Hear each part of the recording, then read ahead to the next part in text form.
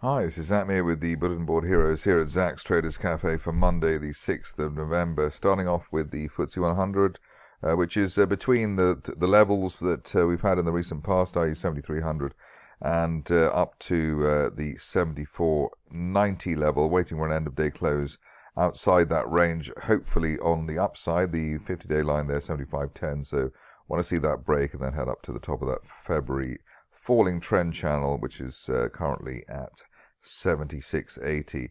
On the downside, if there is an end-of-day close back below 7,300, which at the moment seems relatively unlikely, then we could be down to 71.40, which is the floor of that February trend channel.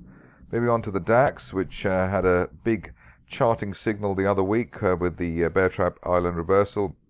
Still holding up above the top of the last gap around 15,000. Above that, we're looking for 15,500 and October resistance. If you are a keen shorter, I suppose you might take the 50-day line where this market's failed 4 times since the beginning of August as a shorting point. But with that Bear Trap Island reversal, we are feeling relatively bullish as well, added to by the bullish divergence that we had back at the end of last month. On to the Dow, where the bullish divergence rather more pronounced. We had Bear Trap at the end of October below 32,800, which was below the initial October support. We had a higher RSI trace, so that's given us 2 unfilled gaps to the upside. Looking for an end-of-day close through 34,200 ideally, to give us a end of November target as high as 35,000. On the downside, back below the first gap at 33,300, could risk a further test of the 33,000 area, but we're not really looking that way given that very strong double gap higher and the bullish divergence with the Bear Trap. Moving on to the Bitcoin situation, which is and has been the star of the show here. We're above 35,000, which feels good. The old resistance, 32,100, we have never needed even to go near that. The low so far, I think, since we broke higher or gapped higher around 33,300. Now looking for a relatively smooth progression towards the November 2022 resistance line projection at 43,000, and I'm looking for that as soon as the end of this month. If we get that, then obviously it will be quite an achievement, both on the charting prediction front and as far as Bitcoin is concerned. The reason 34,000 is so important is because that was basically half the all-time peak, so the glass now is definitely half full rather than half empty now that we're above 34,000. Moving along to the stocks and a few repeats. The first one is Audioboom, which has managed to bounce off the resistance line there around £1.73 today. Opened at the low and so far at the high of the day, which is quite a strong signal there, as was the unfilled gap to the upside off the lows and the bullish divergence. So if Audioboom's going to turn around, it should do this on it on this setup above the 170 area, looking for £2.60 as soon as the end of this month.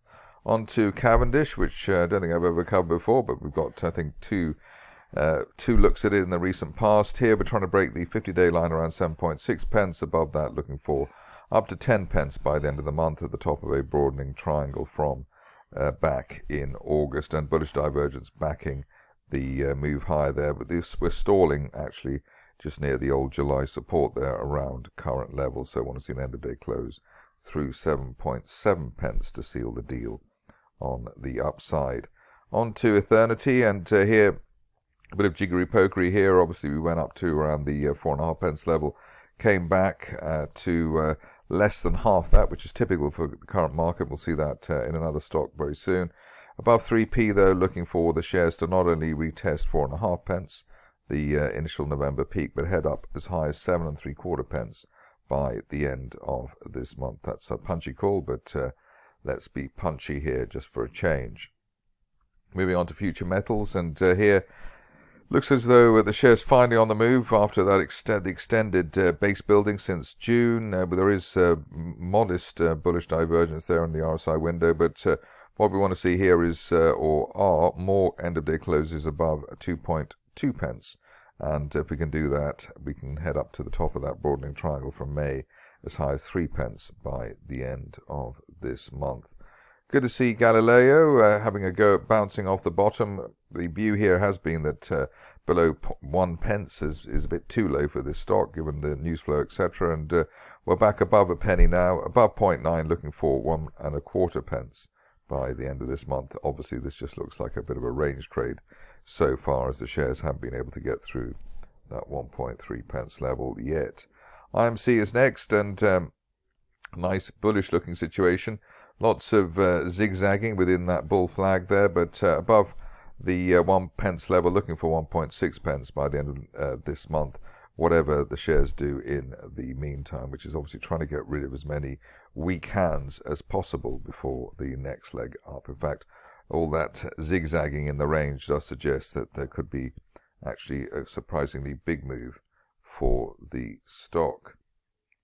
On to OPG, which is not normally the type of stock we look at here because the market cap is rather large, but here we have managed to head towards the top of that rising trend channel from the end of 2021. That's at 14.5 pence, looking for maybe up to 17.5 pence by the end of the year, while we remain above the 11 pence zone. Orosur is doing well as well at the moment, and which is quite a relief, I think, for all concerned. Here we managed to break through the 50-day line quite cleanly, and we've also broken back above the July support there. 2.9 pence, above 2.9 pence is a bear trap turnaround, and we're looking for 4.4 pence as soon as the end of this month, and there has been bullish divergence to back the turnaround. Hence, we've only had blue candles since the 19th of October, so that is quite a change in sentiment towards the stock, and something which should be noted very carefully. Moving on to Premier African, which seems to have settled down into this range between the mid-30s and the mid-50s. We've just bounced off the mid-30s, so we're looking for 0.55 by the end of this month, hopefully much sooner than that. If you are a fan of the shares and looking for greater glory, above 0.55 now, we're looking for the top of a triangle there from back in June. That's heading towards 0.7 pence plus, maybe by the end of the year, but we obviously have to get out of that range, topped by 0.55.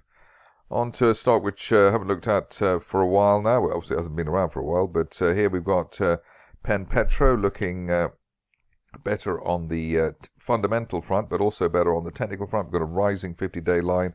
We've had a gap up through the 50-day line, and that sideways shuffle should resolve into a move towards 3 pence as soon as the end of this month. And given how little charting furniture is there, if that does happen, I think one would be quite chuffed with the charting on that. Obviously the support here at the 50-day line around 1.8 pence. Another stock which looks like it's finally on its way after months in the wilderness is Reabold. Here we've broken above the 50-day moving average properly on end of day close on Friday, and properly today for the first time since February, which is quite an achievement. That suggests that we're in a rising trend channel base, top of the channel there at 0.13, and looking for that as soon as the end of this month, or perhaps even sooner. If you're a fan of the shares, maybe you're looking for the 200-day line at 0.14, but the main message here is that the shares seem to have finally turned around, backed by an uptrend line in the RSI window. Another stock which may be turning around for the end of the year is Touchstone, and here we've got a W-shaped reversal. Bit of a bear trap there below the old December support, so that's a one-day bear trap to get rid of the weak hands. Looking for 75 pence initially, hopefully by the end of this month. End of day close above the neckline there at 60 pence is the trigger for that. On to the last two, and starting off with Transense. So we've got a rising trend channel here, a wide one since the basically this time last year. Top of the channel there as high as £1.36, and we're looking for that by the end of next month while we hold above the £1 area. We've got a rising 50-day line to help the cause on that one.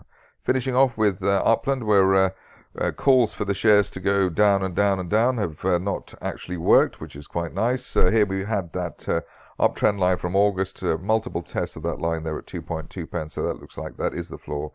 Could have gone a bit lower, back down to the 2 pence area, but so far we've got away with it. If you're cautious, you'll be waiting for an end-of-day close above the bottom of that gap there at 3 pence, and that would take the shares back up towards the 4 pence area. Otherwise, there may need to be another test of the 2.2 pence area, but above that, this looks like a buy on the dip, and what a dip we've had from back at 8 pence. That's it from me today. More updates tomorrow.